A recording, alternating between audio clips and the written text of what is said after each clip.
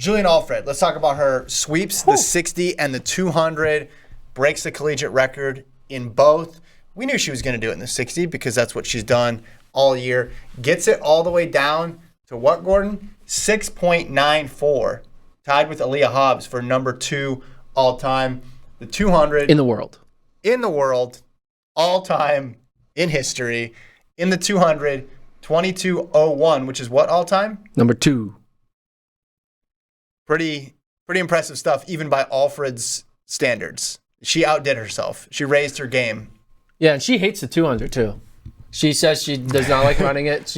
She probably is going to stop running it after, when she becomes a pro. Mm-hmm. But like when you're scoring 10 points at the national level and running 22, it's kind of crazy. You can run 22.01 and hate the event.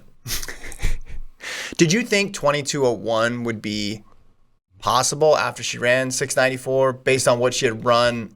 She ran good 200 earlier. I did not. I thought that there was a chance that Ophelia could win. Right. I think that Ophelia almost got the collegiate record in the prelim. Yeah, so I was like, Ophelia's still good, but I just didn't know that Alfred was just on another level. We saw it in the 60 clearly. She was running incredible every race. Right? How many times did she break the collegiate record, the original collegiate record? She ran 7:05 to start the season. Yeah.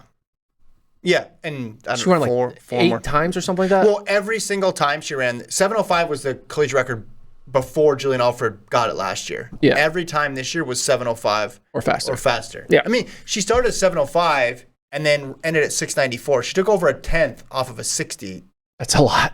Time, right? That's a good chunk when you're starting at 7:05. That's a lot. So what I was saying is, I forgot what I was going to say. But what I was going to say is, I forgot what I was going to say. But what I was going to say, I thought Ophelia could have won. I didn't, even with the 6.94, I still thought Ophelia was the favorite. Mm-hmm. But now, Monday morning quarterback, it makes a lot of sense that if you run 6.94, you're going to run 22.0. So it makes a lot more sense. 60 times, they're fun. But then we always think, all right, what are they going to do outdoors? And there's been enough people who have been 60-meter superstars that don't compete for medals when it comes outdoors. However, when you run 22.0 indoors, that answers any questions that anybody's going to have about, hey, how's that last 40 meters going to go for you? How's this going to work outdoors? Yeah. She ran 10.81 win legal last year. Yeah. She's going to go low 10.7s this year. I think the 10.75 NCAA record that's gone. Is going to go. And I think right now, if you ranked top 100-meter women in the world, is she in the top 5? Is she in the top 4? Is she in the top you're not gonna put her in the top 3. You're not gonna put her in front of 3 Jamaicans. Why not? Because they're the reigning gold, silver, and bronze medalists from last year.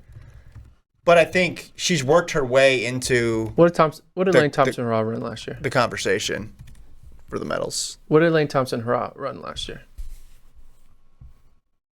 I don't care what she ran last year. I do. She's going to be fine this year. I do. She ran 10.79 last year. Yeah. Julien ran 10.81, yeah. 0.02 slower.